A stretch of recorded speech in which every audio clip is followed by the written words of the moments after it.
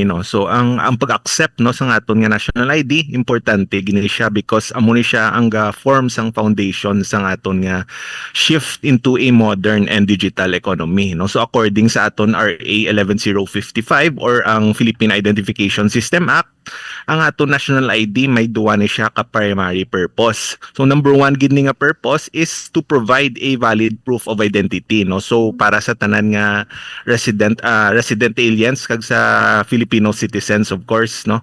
So amo ni siyang ga-establish ang single unified kag nga identification system nga pwede naton magamit sa pribado man or pampubliko nga transactions. Mm. Okay. Kagano ba lang dapat nga himuon sa isa ka tawo kung ini sila abi ginabalibaran ng iya siniyang national ID sa isa ka bangko o kun opisina man dira o kun pribado nga mga establishmento, Sir Jared?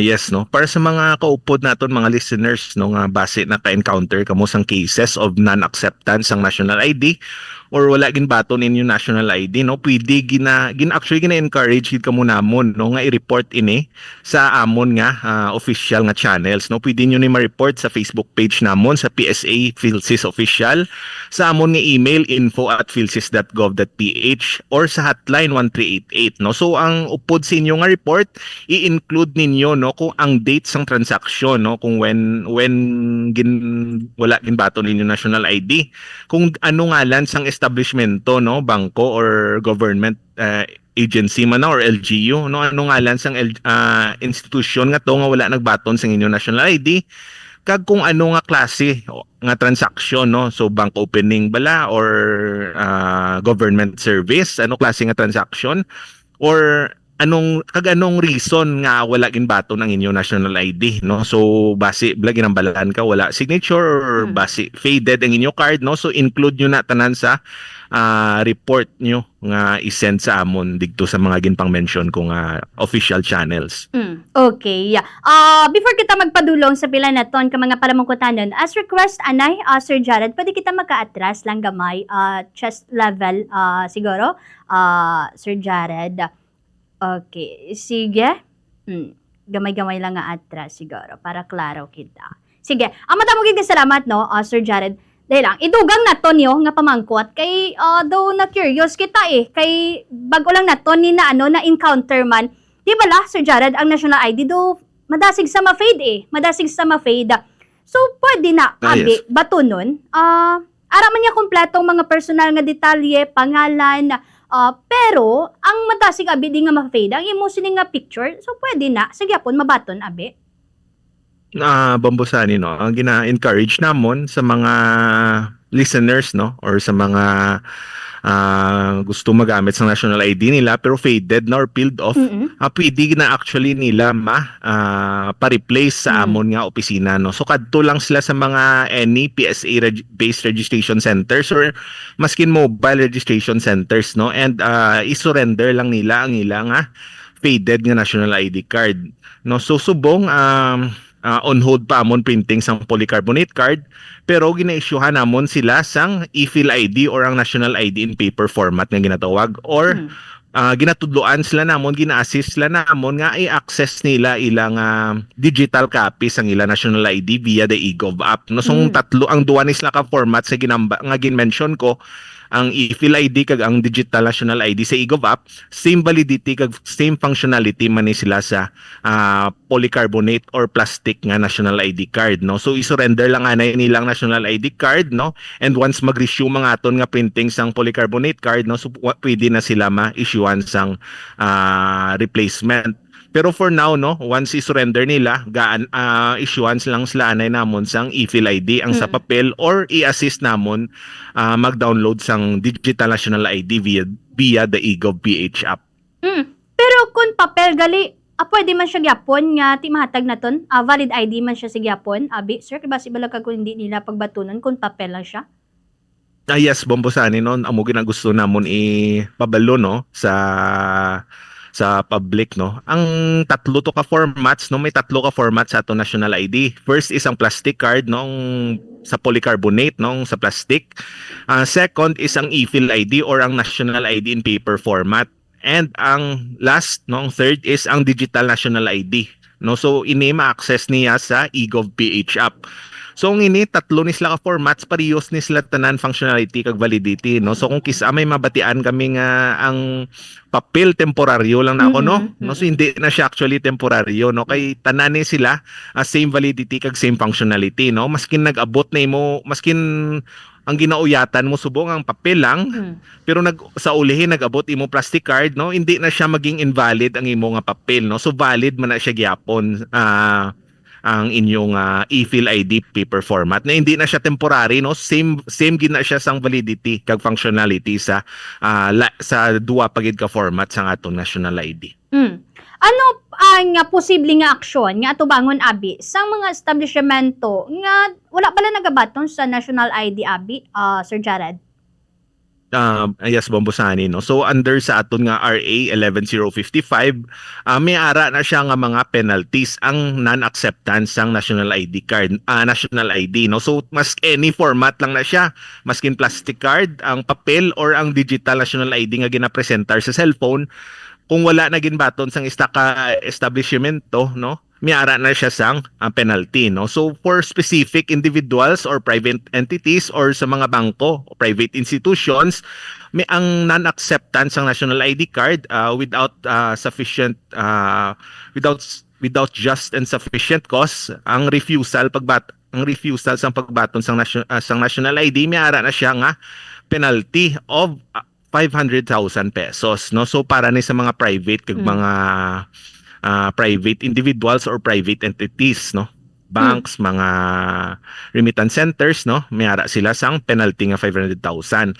Pero kung gobyerno naman, no, isa ka government institution ang wala nagbaton sa imo national ID, ang in addition sa penalty nga 500,000, ang any official kuno, government official or employee, in addition sa 500,000 nga fine, may ara pagid siyang additional nga perpetual absolute disqualification, no, from holding any public office or employment in the government, no.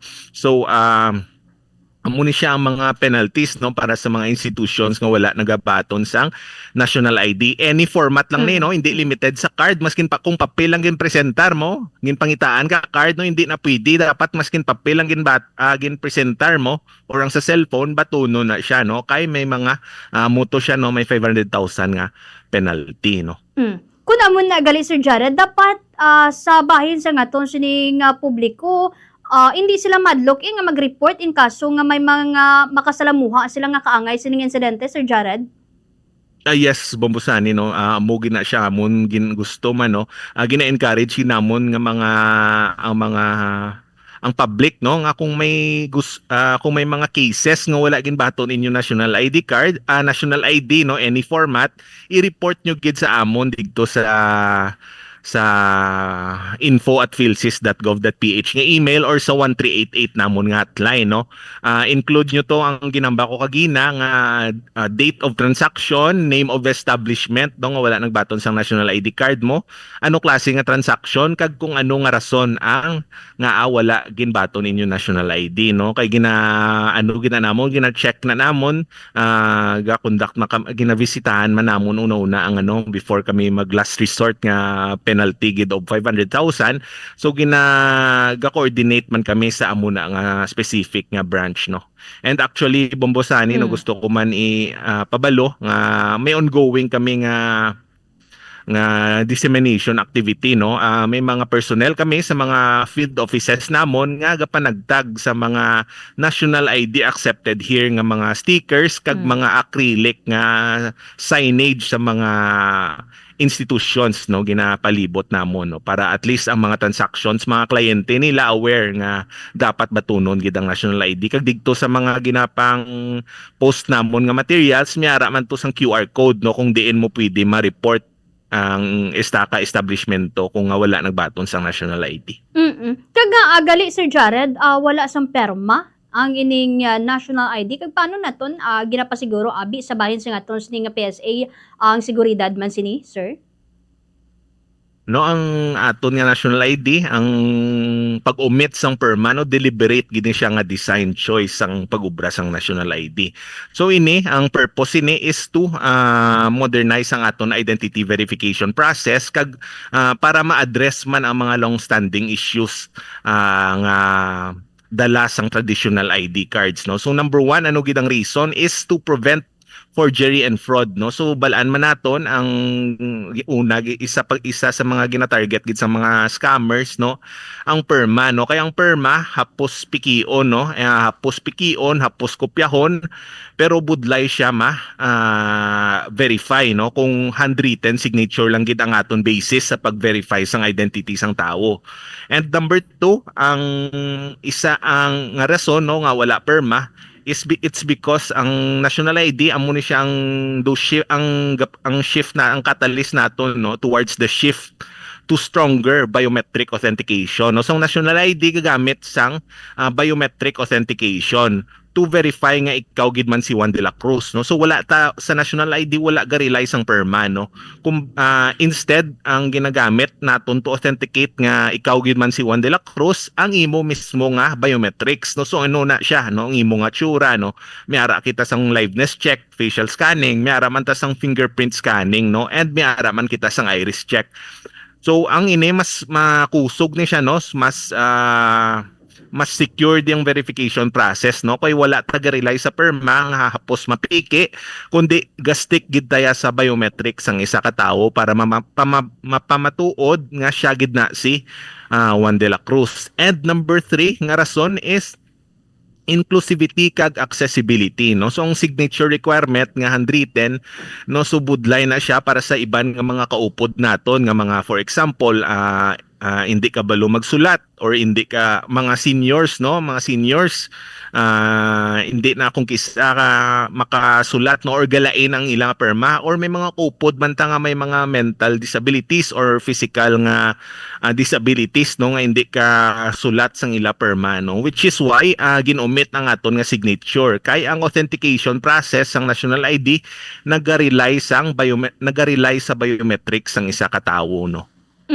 May datos ta, Sir Jared, kung pila ka porsyento sa nga populasyon diri sa rehiyon sa East ang wala pa marehistro abi kag kung ano ang ginahimo sa ngaton sining Philippine Statistics Authority agud malabot ini sila, Sir Jared? Yes, Bombosani, no. So as of today, no, ang aton nga preliminary data sa registration is around 91% na diri sang 4.8 million nga population sang 2020 based sa 2024 nga PAPSEN, no. So that's around ang na-register na diri sa Region 6 4,425,945 na 945 na ka-individuals, no. So may around 430,000, no, nga unregistered pa, which accounts for around 9% na sang total population. Ang 9% na lang, no, sang total population diri sa Region 6 ang hindi pa rehistrado. Libre sa gyapon, Sir Jared, ang pagparehistro kag pagkuha naton sang national ID. Yes, Bombosani, no.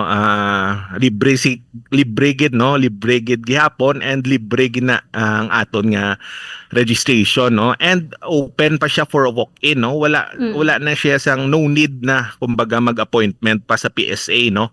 Walk-in ka lang sa mga registration centers, no, and as long as dala mo imo nga mga supporting documents, pwede ka gid makaparegister, no. And kagina Bombosani, no, nag-mention ka kung ano ang namangkot ka kung anong ginaobra namon sa PSA, no, para mas ma-cover namon ang mga malabot namon ang mga wala pa na rehistro, no. Sumiyara kami aside sa mga fixed registration centers namon nga ginatawag, miara kami sang ginatawag nga mobile registration, wherein ang amon nga mga personnel sila mismo ang ga barangay, no. Sila mismo gakadto sa barangay para dala-dala ang mga registration kits, no, para masapos, no, mas mapalapit ang amon nga services, registration services sa mga pumuluyo, no, kag labi na gid sa mga bedridden, mga seniors or may mga PWDs, no.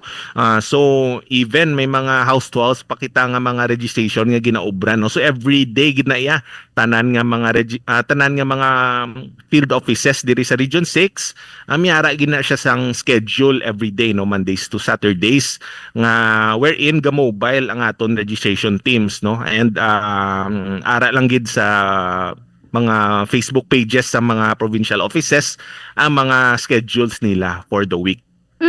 Same lang ni Sir Jared Abi ang proseso pagbisita to sa na-mentionar mo eGov para nga makita Abi ang ila siniya nga national ID nga kopya kun ina nadula sang isa man ka tawo kung naguba ang ila sini nga national ID, sir. Yes, Bombosani, no. Ang aton ang nami sa eGov, ang nami sa digital national ID naton sa eGov is mas kinabilin mo or mas kinabilin mo imong card, no. Cellphone lang gidala mo.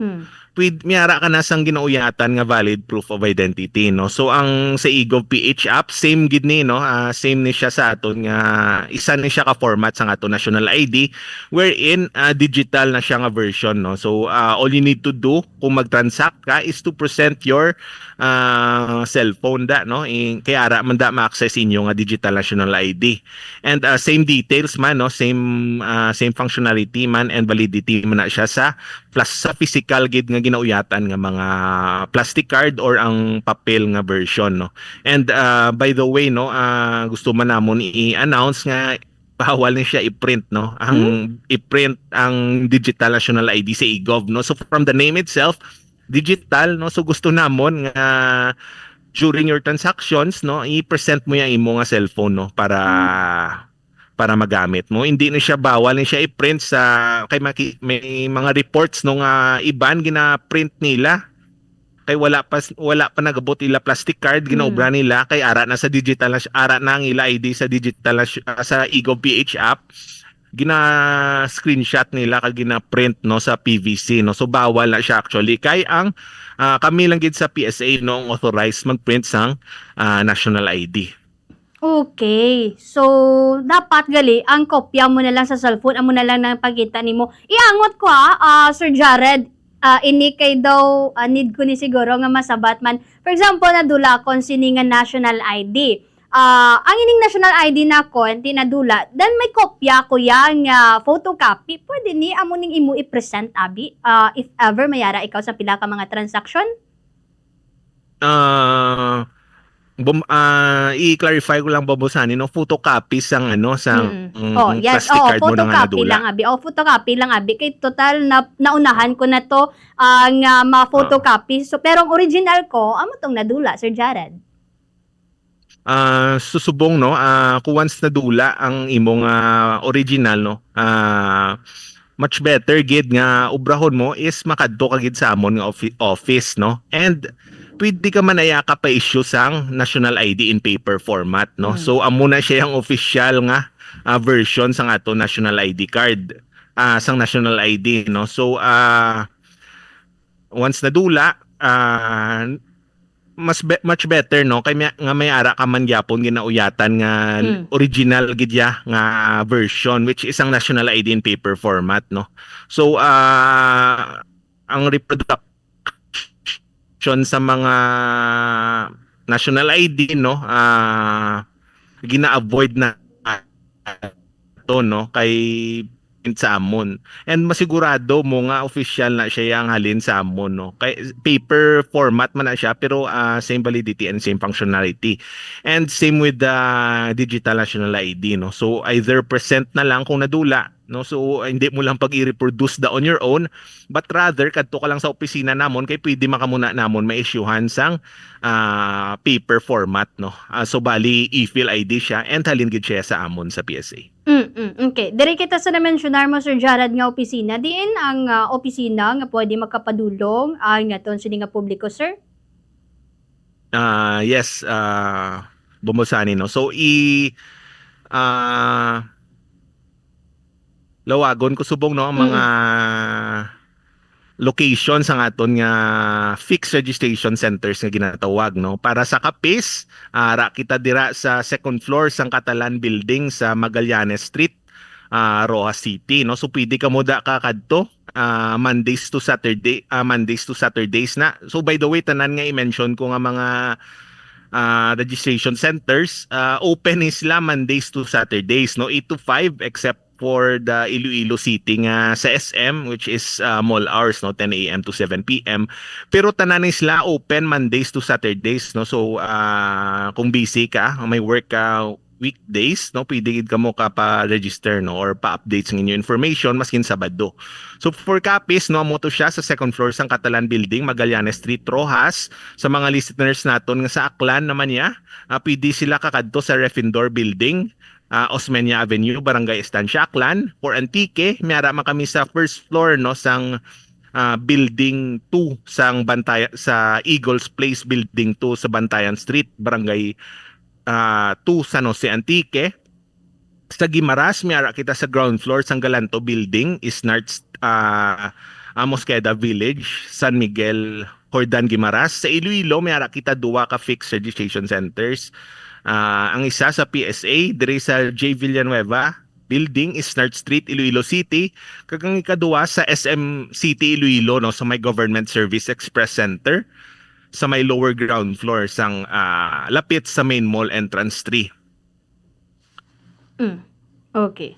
So, muna ni tanan, Sir Jared, ang pila ka mga lugar nga pwede mapadulungan sa nga ton sa niya nga publiko in case abi nga may ara sila sang luyag man nga pila ka mga paghimuon man nga transaction. So, may deadline ang pagparehistro naton sa national ID o kung wala man, sir? No, so Bombosani, wala sang deadline ang aton nga registration sa national ID, no. So sige ongoing aton nga operation sa pagrehistro sa mga wala pa naka-register, and pero it doesn't mean nga kung wala deadline, no, kaya ang iban actually, no, like for example sa Uplift, no, or sa iban nga mga social protection programs, no, especially sa 4Ps, kung kisa may ara sila ginaset nga sa DSWD nga side, may ara sila ginaset nga payouts, no, and requirement na sa payouts nila or sa social protection programs nila nga may national ID kang ginauyatan, no, or nakarehistro ka na sa national ID, no. So maskin gin-mention ko subong nga wala deadline ng national ID nga registration, base iya ang inyo sa paggamitan ninyo no, sa mga kaupod naton nga members sang 4Ps or sa SOCPEN, kung kisa may ara sila isang requirement, no, nga by amo ni nga date dapat naka sa payout yung schedule presentar ka sa national ID. So gina-encourage kinamo ng tanan nga hindi nyo pagulaton, no, ang deadline nga na sang amo na nga programa, no. Kay kung kisa kung deadline manotice manamon nga gapugok diri sa mga registration centers, so much better, no. So samtang wala pa deadline or wala nyo pa ginakinanglan or ano, just visit our registration centers, no, kay open man kami Mondays to Saturdays, no, para comfortable man, no, convenient sa inyo, and hindi last minute nga rush, no, kay tungod gina-require na gali sa nga amo nga programa nga may national ID ka. So kundi ginuto ka mo to, no, kay ginlagas yung deadline. Pero no worries, no, kay sige gidyaton nga registration sang national ID. Okay, sige. So, at least na ibaluan ta diri, Sir Jared. Sir Jared, as request siguro, mapatagalog lang kita. One question in Tagalog, Sir Jared. Yes. Ano Yes po ang mga susunod na hakbang ng Philippine Statistics Authority upang mas mapalawak pa po ang paggamit at pagtanggap pa sa national ID dito po sa buong bansa, Sir Jared? Yes, Bombosani, no. So meron tayong actually ongoing na integration, no. So if narinig nyo recently sa mga balita, yung BPI, no, yung Land Bank, no. So pwede na kayong makagawa ng account maka-open ng account sa kanila by just scanning ng inyong face, no, doon mismo sa app sa app ng bank na yon, no. So yung technology behind this is yung National ID Authentication Service, no. So meron po tayo sa PSA na tinatawag na National ID Authentication Service. So ito po meron po kaming system na pwede naming i-integrate, no, sa mga systems ng ibang ahensya, no. And through this National ID Authentication Service, let's say sasabihin ko na lang, no, na mas mapadali yung verification ng identity ng mga clients ng ibang ahensya kasi yung ginagamit nila behind the scenes is yung data galing sa National ID Registry, no. So yung benefits dito is no need na yung client, no. So if for example may transaction ka in the near future, no, so kasi dito naman yung trajectory ng government natin, no, when it comes to digitalization. So presence mo na lang mismo, no, kumbaga presence mo na lang yung magiging proof mo na ikaw talaga si Juan de la Cruz, no. So siguro in the near future no need na mag-present ng physical na card, no, or physical na ID.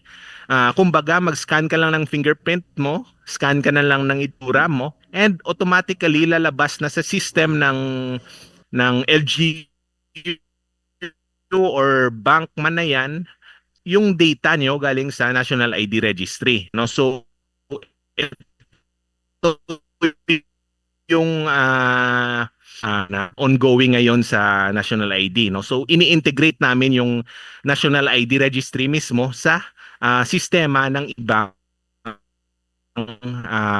establishments or institutions, no. So and actually, no, in-encourage namin yung mga LGUs dyan or mga man yan, no. So pwede kayong magpa-onboard sa amin, no, para ma-access ninyo yung system namin, which is the National ID Authentication Service, no. So kumbaga, parang meron na din kayong access dun sa data namin sa National ID Registry, no. So provided na yung client ninyo nagbigay ng consent na ma-access ninyo, no. So ito yung kagandahan sa National ID. So isang ID na lang, connected na po lahat ng connected na po yung mga ibang establishment sa National ID Registry. So ito yung ginagamit actually ng DSWD, no, to verify their beneficiaries is nakapag-integrate na sila sa National ID Authentication Service. Ganito din yung PhilHealth, no, meron din silang integration sa amin, which is the PhilHealth PCU check. And ganito din yung sa mga banks, no. If ma-notice ninyo, try niyo gumawa ng account, no, for example sa BPI or sa Land Bank.